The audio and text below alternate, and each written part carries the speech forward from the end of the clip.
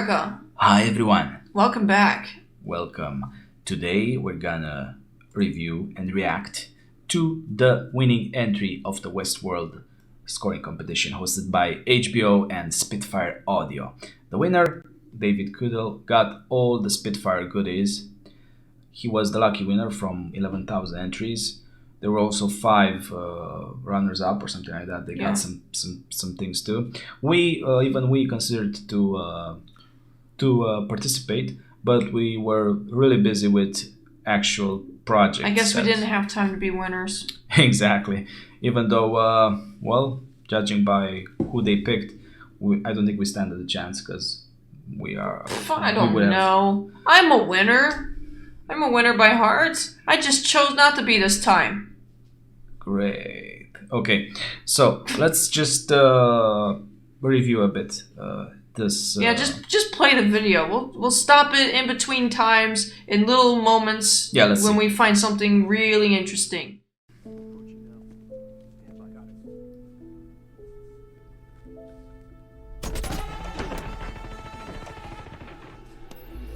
Verified. Enable semi-automatic control. Disable safety features. Maximum speed. Go.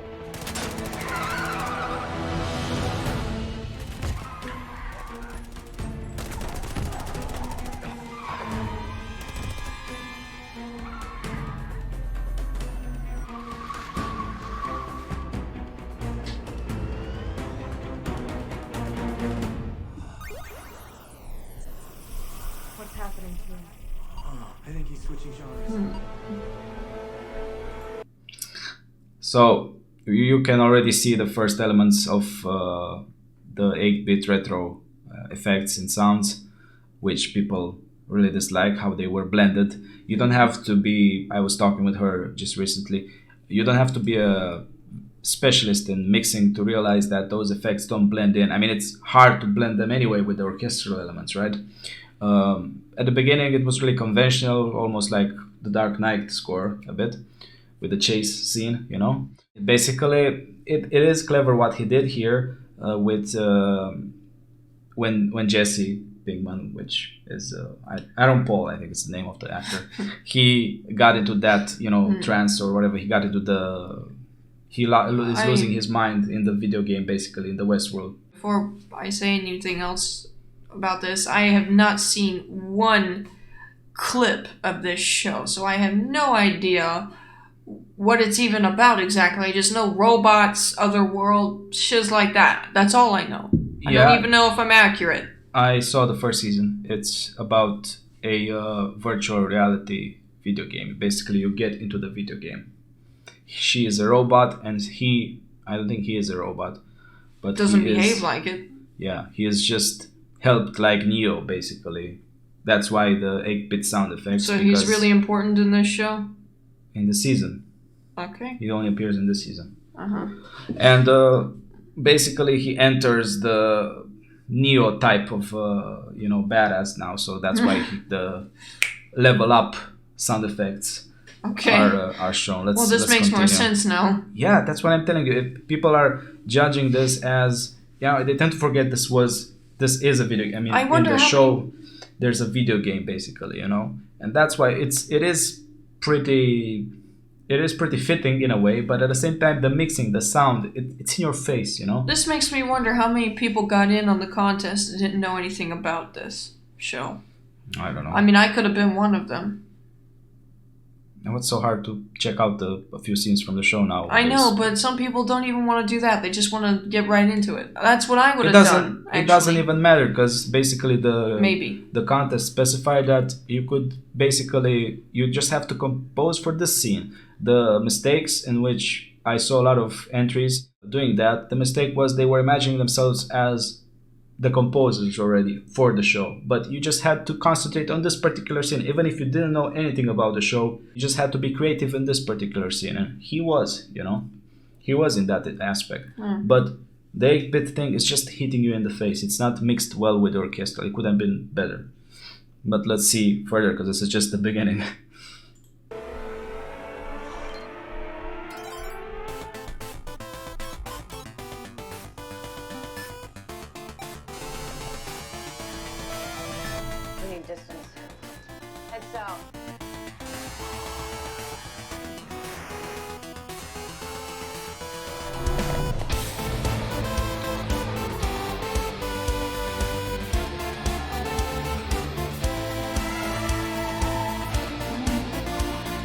nice little thing he did with the trumpets, whatever, horns.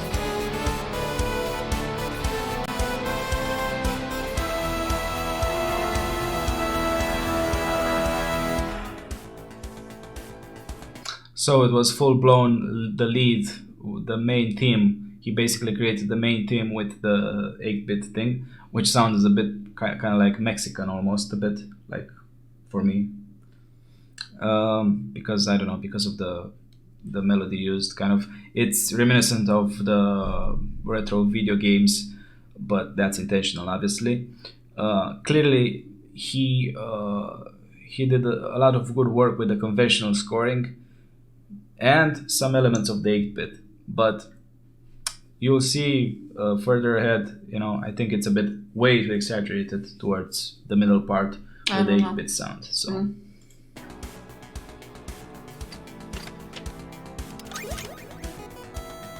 Is that an issue? See. No. It's not.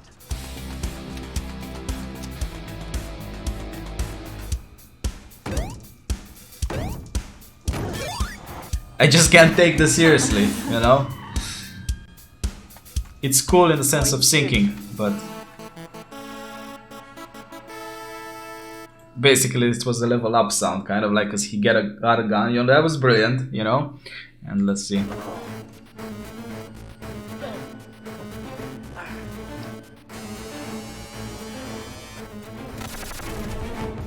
Police ahead. Maintain speed. Maintain speed. Sharp left. Now.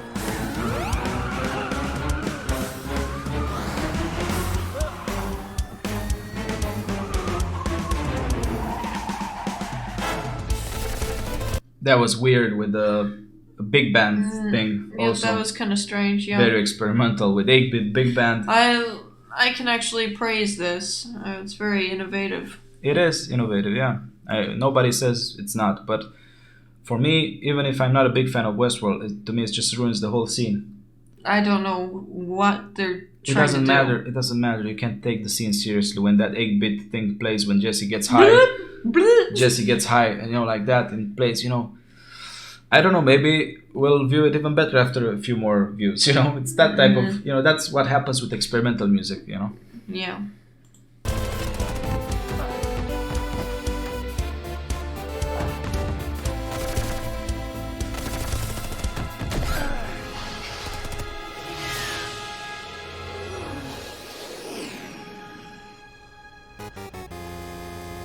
I missed. Okay.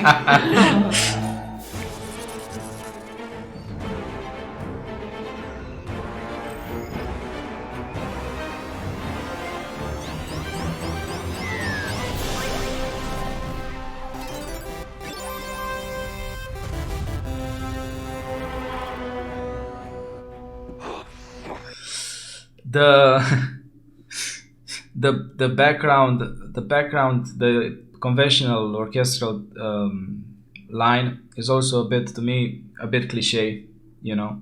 But I could understand why he chose to do it a bit cliche. Maybe because to integrate better the 8-bit thing, because it was kind of hard if you would do something too different, you know. It had to have a certain, but that action sequence for strings, you know, that's really, you know, da da da da da, you know. Yeah. Every 80s to 2000 movies, action movies had that. All right, I need you. Drop in, intersect, maximum speed. This is cool. This part. Arm charge Dark Knight. down.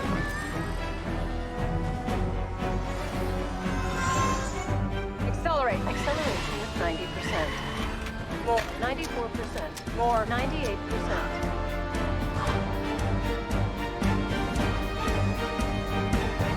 Stop.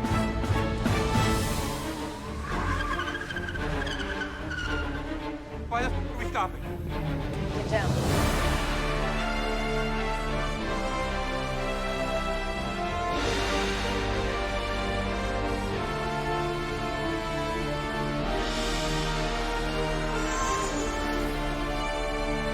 Hey, I want that. Oh man.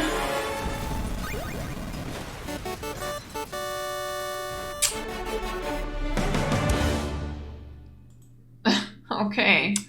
Right. So, final thoughts.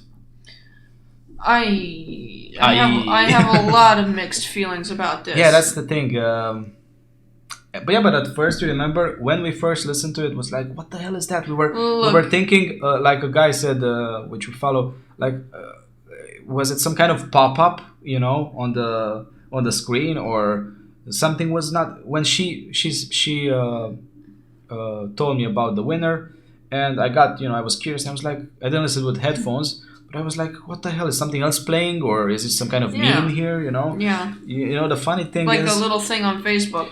the funny thing is that people during the competition were doing all kinds of memes, including some kind of Super Mario shiz music without any correlation, just to mess with the competition. And I was like, yeah, okay, they're making fun, and this seems a bit like it's done. Well, some people say in mockery, but not in mockery. It's just that they really went extreme with how innovative can you get, but to also make a scene not get behind the music. Basically the whole scene is failing to stand out. I mean, the music is not helping the scene. It's making it not have any serious, not any serious, not too much serious mood. It makes the scene seem like it's not serious enough. Some people think that he was just trolling everyone, and he somehow got it. But honestly, no offense to Mr. Goodell, but when I first watched it, I laughed a lot. I'm sorry, I really am. But now I'm watching it again, and I see it from a different perspective, with more knowledge about this, and clearly, I respect it now. Clearly, he could have done a conventional score. I mean, you could see that he had moments in which it was conventional, right? Yeah, I didn't even go through the other entries, at least not even a handful. I want to do that now. I just want to see who he was up against. Yeah, I'm curious too, but in a way I think it's good that we see this without seeing the other entries, because we can just see, something fresh. Look, I think what he did was very bold. I don't think he knew. He knew. I don't think he thought that he was gonna win. But I don't think a lot of people who he just went crazily experimental with it. That's why he should be praised because of that. What I'm doubting is the team who picked the composer, which obviously we didn't see the other entries and all the entries. I mean, it's impossible to see them, but I just think it's a bit way over the top with the experimental elements. It will be. Look, I'm sure he's going to get a job right after this, and it would be interesting to see what he does. At least he will be considered. I'm not necessarily for Westworld, obviously, because they have Ramin Djawadi for the show. Yeah. But I mean, look, for a movie or something. Look, you could see in the moments from this that he could have done a really conventional orchestral thing. But the question rises: how experimental we composers can be with something? You can get so experimental with something that it can become completely without any sense, any meaning. Mm-hmm. How far are you willing to be experimental until it's practically unusable? Like, what's the purpose of what you're doing then? Yeah. It's like you're doing experiments. Look, I see a bit experimental music like that. Like, you do experimental music, and sometimes experimental music in movies can help the next music scores to be better because people are experimenting with things, until they perfect some certain things. That can be I don't know how else to put it, but to say fan scoring a little demo thing, a preview of Unity something. It was a Unity engine, new at the time, and their little preview was about a Viking thing, and I experimented too.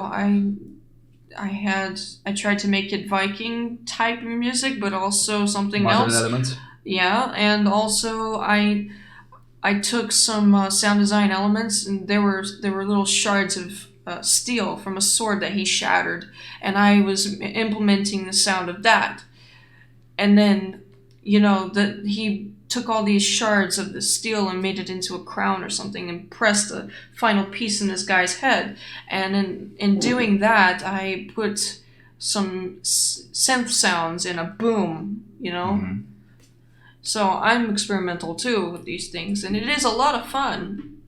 Yes, but the whole question arises, as I told you, how experimental, how far can you push it in order to not be irrelevant? Like, In this let's be case, serious. Would this thing be used in a TV show like Westworld, or a commercial TV show on HBO? I don't know, but it is interesting. It certainly is. It is. The syncing is pretty well done, that's for sure.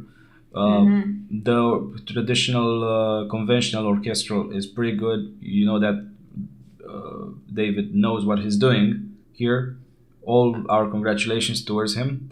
But the mixing part and the fact that it's making the whole scene less serious, that are still my main complaints towards it. Yeah, mine too. I just think that I don't have any other complaints either. Well, we just said our complaints. Yeah. Yeah.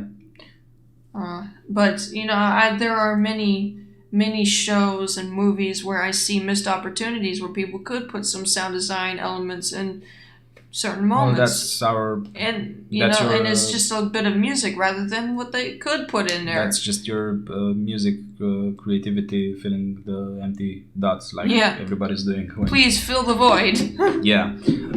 Anyway, congrats once again.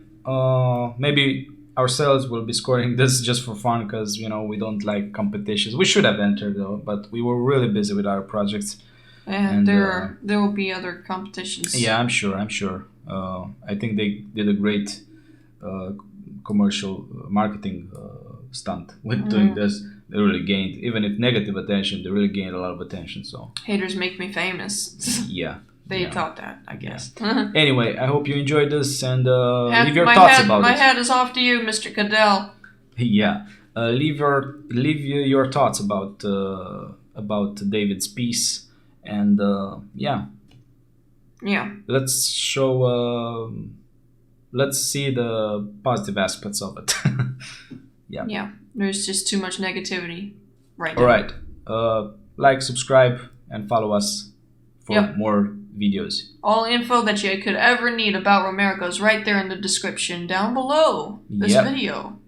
Check it out right now. Ciao, peeps. Bye-bye.